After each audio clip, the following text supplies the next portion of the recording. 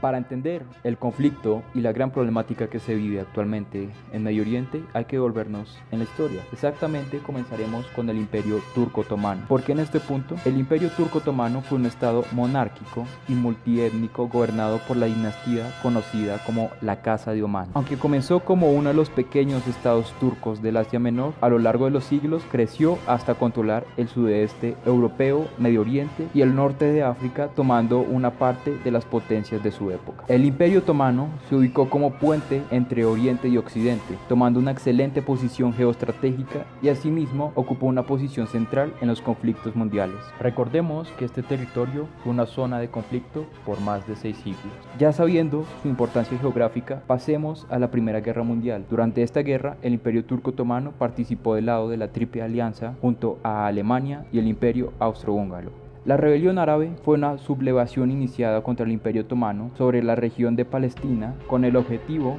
de crear un Estado árabe unificado. Esta rebelión, que empezó el 5 de junio de 1916, fue apoyada por Reino Unido y Francia, mientras que el Imperio Alemán prestó su apoyo a su aliado el Imperio Turco Otomano durante el marco de la Primera Guerra Mundial. La rebelión árabe debilitó al Imperio Turco Otomano, generando su desplome. En secreto, Reino Unido y Francia crean un tratado llamado Sykes-Picot en el año 1916. Sus negociadores, Sir Mark Sykes representando a Gran Bretaña y Francois Georges Picot representando a Francia, pactan la división y repartición de los territorios que poseía el Imperio Turco Otomano, sentando las bases de las actuales fronteras de Medio Oriente, donde Francia controlaría el sur de Turquía, Líbano, Siria y el norte de Irak, y por otro lado el Reino Unido poseía el control de Negev, Jordania, Kuwait, la mayor parte de Irak.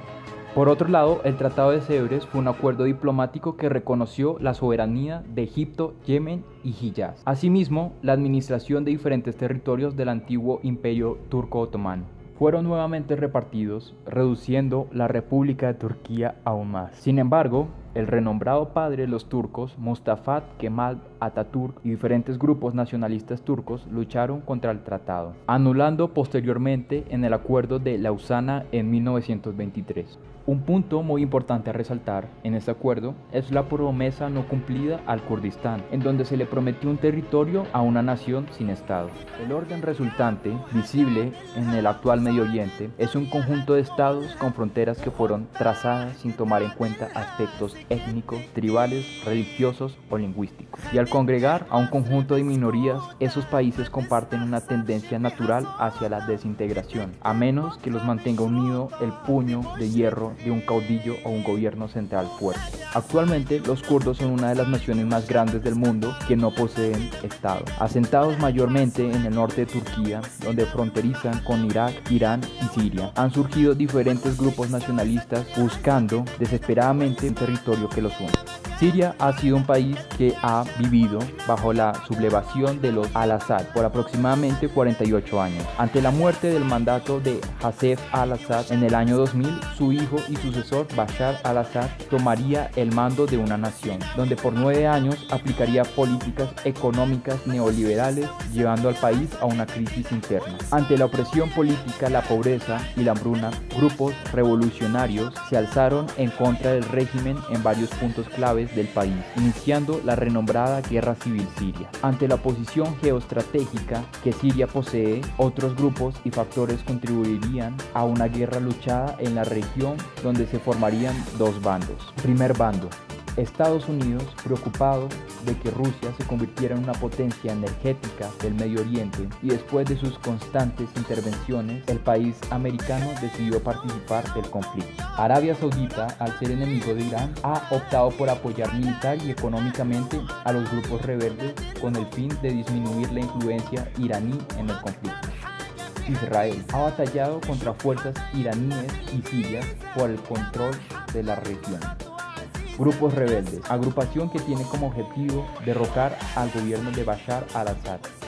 Kurdos, grupos nacionalistas que tienen como objetivo la creación de su nación.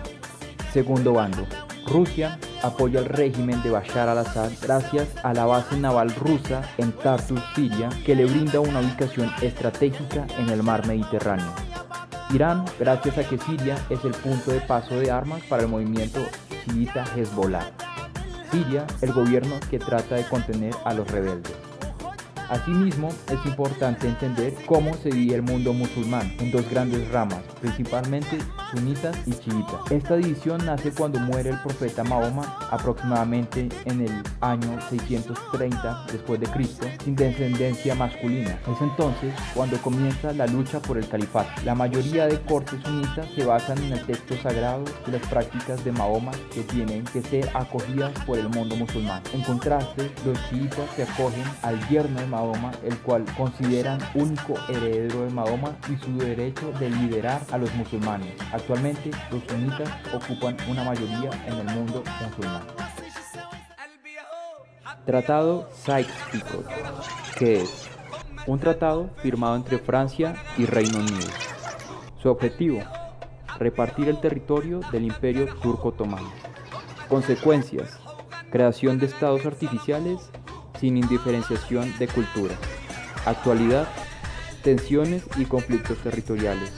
Visión a futuro: no se percibe una solución a corto plazo de dicho conflicto. Tratado Sèvres, que es un tratado de paz entre Turquía y las naciones aliadas de la Primera Guerra Mundial, a excepción de Rusia y Estados Unidos. Su objetivo: una repartición diplomática de los territorios del antiguo Imperio Turco Otomano. Consecuencias: avivar los nacionalismos en Medio Oriente. Actualidad: los kurdos velan por la creación de su territorio. Visiones a futuro: no se percibe el reconocimiento de un territorio kurdo a corto plazo. En definitiva, los tratados de Sykes-Picot y Sèvres son los causantes de la crisis actual en Medio Oriente, debido a que estos fragmentaron el Imperio Otomano, teniendo en consideración los intereses geoestratégicos británicos y franceses, dejando de lado las diferencias entre minorías, creando países artificiales que no respondían a la realidad religiosa y étnica de los territorios, desencadenando años de conflicto que perduran hasta nuestros días, con guerras civiles, aparición de grupos nacionalistas y asimismo la intervención de las potencias para tratar de estabilizar la situación.